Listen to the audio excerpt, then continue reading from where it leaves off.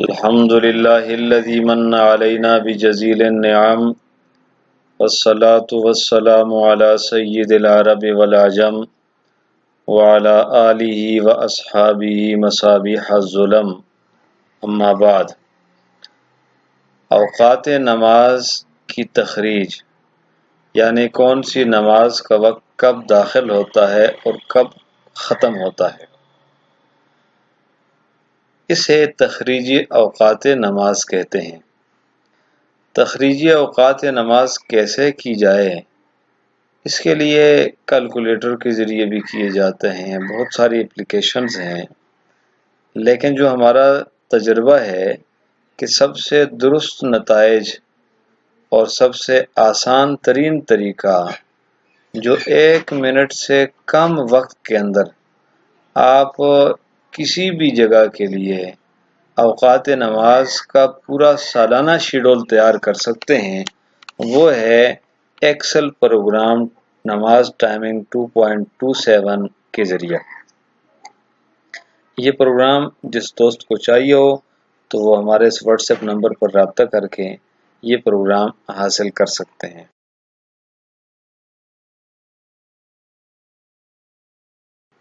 اس programme کے ذریعے آپ انتہائی آسانی کے ساتھ اور بہت ہی جلد چند لمحوں کے اندر اوقات نماز کی تخریج کر سکتے ہیں۔ چنانچہ یہ پروگرام ہے، اس کو آپ نے اس طرح اوپن کرنا ہے یا ڈبل کلک کر کے کھول دینا ہے تو یہ کچھ اس طرح آپ کے سامنے کھلے گا۔ یہاں پر یاد رکھنا چاہیے کہ جس جگہ کے اوقات نماز آپ کو چاہیے تو وہاں کے لیے آپ کو اس مقام کا طول بلد اور عرض بلد بھی چاہیے ہوگا، لازمی بات ہے۔ جیسا کہ ہم نے گوگل کے اندر لکھا مانسہرہ سٹی عرض بلد اور طول بلد کیا ہے، تو گوگل سے جو ہمیں رزلٹ ملا وہ ہمیں ملا کہ مانسہرہ کا عرض بلد جو ہے 34.331 ہے، 3313 ہے جو نارتھ کے اندر واقع ہے، اور طول بلد اس کا ہے 73.198 ایسٹ میں واقع ہے یہ مانسہرہ شہر۔ اب اس طول بلد اور عرض بلد کے ذریعے ہم اوقات نماز کی تخریج کریں گے کہ یہ کیسے ہوتی ہے۔ آئیے اس کا طریقہ سیکھتے ہیں۔ سب سے پہلے ہم نے یہاں شہر کا نام لکھنا ہے، چنانچہ اس شہر کا نام ہم نے لکھ دیا مانسہرہ اور انٹر کا بٹن دبا دیا۔ دوسرے نمبر پر ہم نے لکھ لیا عرض بلد جو ہے یہ 34 ہے، تو یہاں پر ہم نے 34 لکھا اور انٹر کا بٹن دبا دیا، اور اس کے بعد اس کا طول بلد اس 3313 کو چھوڑ دیجئے فی الحال۔ دوسرے نمبر پر ہے 73 یعنی 73، یہ اس کا طول بلد ہے۔ طول بلد ہم نے یہاں پر یاد رکھیے کہ پاکستان کے جس جگہ کے لیے بھی آپ نے نقشہ بنانا ہو تو طول بلد کے ساتھ منفی کا نشان آپ نے لگانا ہوگا، تو -73 لکھ کر ہم نے انٹر کر دیا۔ اب یہ ڈگری ہے 34 عرض بلد اور -73 یعنی 73 طول بلد۔ اب یہاں عرض بلد کے ڈگری کے ساتھ اور طول بلد کے ڈگری کے ساتھ کچھ سیکنڈز بھی شامل ہے، اس کو ہم نے منٹوں میں تبدیل کرنا ہوگا۔ چنانچہ پہلے اس کو لکھتے ہیں کہ یہ اشاریہ 3313 کو ہم یہاں 34 کے نیچے کیسے لکھیں گے۔ سب سے پہلے ہم اس سیل میں آئیں گے اور یہاں پر لکھیں گے ایزیکل ٹو، اس کے لیے یہ کی بورڈ کا یہ حصہ آپ کے پاس زیادہ استعمال ہوتا ہے، یاد رکھیے آپ ایک اس کو یاد رکھیں، ایک یہ اور ایک یہ سٹار اور ایک یہ انٹر۔ اب جب آپ یہاں پر آئیں تو سب سے پہلے آپ نے یہاں پر ایزیکل ٹو کا نشان لگانا ہے۔ جب بھی ایکسل کے اندر کام کرنے کے لیے آپ فارمولا لگاتے ہیں تو یہ نشان لازمی ہوگا، یہ کی بورڈ کے اندر یہ علامت ہے۔ اس کے بعد آپ نے یہ جو نشان ہے اشاریہ 3313 ضرب کے لیے یہ والا نشان کی بورڈ سے آپ استعمال کریں گے، یہ والا، اس کو دبائیں گے اور یہاں پہ کر لیں گے 60 اور یہاں بھی انٹر کا بٹن دبا دیں گے۔ یاد رکھیے گا کہ آپ ہمیشہ جب بھی کام کریں گے ایکسل کے اندر تو انٹر کا بٹن دبانا لازمی ہے. دوبارہ کر لیتا ہوں. ایزیکل ٹو 3 3 1 3 ضرب 60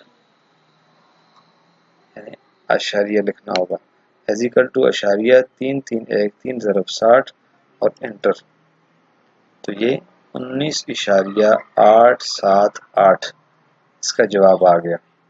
اب ہم نے یہاں یہ 878 کو چھوڑ کر یہاں پہ 19 لکھ دینا ہے اور انٹر کا بٹن دبا دینا ہے. اسی طرح طول بلد کے ساتھ بھی یہ کچھ ہندسے ہیں.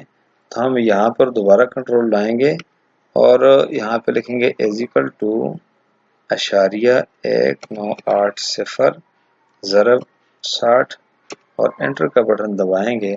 تو یہاں 11.88 کا مطلب ہے کہ ہم یہاں پر 11 لکھ دیں گے اور انٹر کا بٹن دبا دیں گے. یہ سیل صرف ہمیں یہ کام کرنے کے لیے استعمال ہوتا ہے، باقی اس کی کوئی ضرورت کو ڈیلیٹ کر دیتے ہیں. اب جس وقت ہم نے یہ کام کر دیا اس کے بعد ایک اور کام ہمارے پاس رہتا ہے STD. اس کا مطلب یہ ہے کہ ہم جس ملک کے اندر رہتے ہیں یا جس جگہ کا نقشہ ہم بنا رہے ہیں اس کا گرینج سے فرق کتنا ہے. تو ہمارا پاکستان کا جو ہے +5 ہے. اس کو +5 لکھ کر ہم نے انٹر کر دیا. عموماً یہ آپ کو پاکستان کے کسی شہر کے لیے بدلانے کی ضرورت نہیں ہوتی، پہلے سے سلیکٹ ہے یہاں پر. اور اگر کسی ملک آپ بنانا چاہتے ہیں تو یہاں پہ اسی ملک کا فرقز گرینج جو ہے وہ آپ کو ڈالنا ہوگا.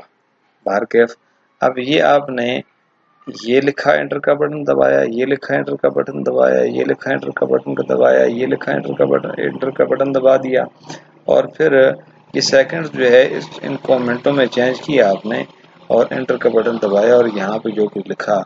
اب آپ کا جو نقشہ ہے وہ تیار ہو گیا. آئیے دیکھتے ہیں کیسے. مثال کے طور پر دیکھیں اب یہاں پہ منصرہ شہر کے اندر فجر صادق ہے 5:59 پر 1 جنوری کو. طلوع آفتاب 7:13 اور اشراق ہے 7:27. زوال ہے 12:10. عصر 3:29. مغرب 5:07. عشاء 6:22. اسی طرح یہ آپ کو پورے سال کا ٹائم ٹیبل جو ہے ہر تاریخ کا یہ آپ کو یہاں پر تیار مل گیا. دائمی اوقات نماز مل گیا. اور یہاں پر اس میں سیر افطار شامل نہیں ہے، یہ صرف جو ہے وہ اوقات نماز ہیں. سیر افطار دوسرے حصے میں شامل ہوں گے، یہاں پہ سے لکھ دیا گیا ہے. دوسرا شیٹ آپ یہاں پہ یہ دیکھیں گے سمت قبلہ معلوم کرنے کا طریقہ. سمت قبلہ معلوم کرنے کا طریقہ اس میں یہ سارے کے سارے اوقات جو ہیں آپ کو دے دیے گئے ہیں. اب سمت قبلہ کیسے معلوم کی جائے یہ ہم آگے چل کر بتائیں گے. اور اگر آپ طلباء ہیں یا طلباء کو سکھانا چاہتے ہیں تو ان کے لیے یہ شیٹ خاص طور پہ بنائی گئی ہے کہ جس میں انہیں شرعی اصطلاحات کی بنیاد پر انہیں سمجھانے کی کوشش کی گئی کہ صبح صادق کا یہ وقت ہے، طلوع آفتاب کا یہ وقت ہے، شروق کا یہ ہے، نصف النہار شرعی یعنی ضحوہ کبریٰ اور نصف النہار عرفی یعنی زوال کا وقت، مثل اول مثل ثانی، غروب، افطار، شفق احمر، شفق ابیض وغیرہ. یہاں ہم نے ختم سحر کو 10 منٹ پہلے رکھا ہے. اگر کوئی مزید اس سے پہلے بند کرنا چاہے روزہ تو تب بھی درست ہے، لیکن اگر صبح صادق کے وقت تک 5:59 سے چند لمحہ پہلے کسی نے روزہ بند کر دیا تو بھی بلا شبہ اس کا روزہ درست ہے. اسی طرح یہاں پر غروب کے بعد 3 منٹ بعد افطار کا وقت دیا گیا ہے. اگر کسی گھڑی درست ہے بالکل تو عین غروب کے وقت افطار بھی اس کا درست ہوگا. بہرحال یہ احتیاط ہم نے اس میں شامل کر دی ہے. اس طرح یہ اوقات آپ کے پاس پورے جو ہیں وہ 12 مہینوں کے لیے تیار ہو گئے دسمبر تک. اب آگے آتے ہیں ہدایات والے ورک شیٹ کے اندر. یہاں پر کچھ چیزیں ہم نے شامل کر دی ہیں کہ مثلا آپ جو طریقہ میں نے آپ کو بتایا وہ یہاں لکھ بھی دیا گیا ہے. اس طرح منشی کا نشان کہاں لگانا ہے. پھر یہ بعض ممالک کا فرق جو ہے وہ گرینج سے کتنا ہے کتنا نہیں ہے یہ بھی کچھ خاص طور پر ہم نے لکھ دیے یہاں پر. اور اسی طرح یہاں پر جو ہے یہ دائمی اوقات نماز کے لیے ہدایات کیا ہیں، سمت قبلہ کی ہدایات ہیں، یہ ساری کی ساری چیزیں جو ہے وہ یہاں پر موجود ہیں. اللہ تعالیٰ سے دعا ہے کہ اللہ ہمیں سمجھنے اور عمل کرنے کی توفیق نصیب فرمائے۔ امید ہے کہ آپ حضرات اس کو اچھی طریقے سے سمجھ گئے ہوں گے۔ پھر بھی اگر کسی کو بات سمجھ نہیں آئی یا کہیں اشکال ہے تو اس نمبر پر آپ رابطہ کر کے پوچھ سکتے ہیں، انشاءاللہ مکمل طریقہ کار زبان بھی سمجھا دیا جائے گا۔ وآخر دعوانا ان الحمد للہ رب العالمین۔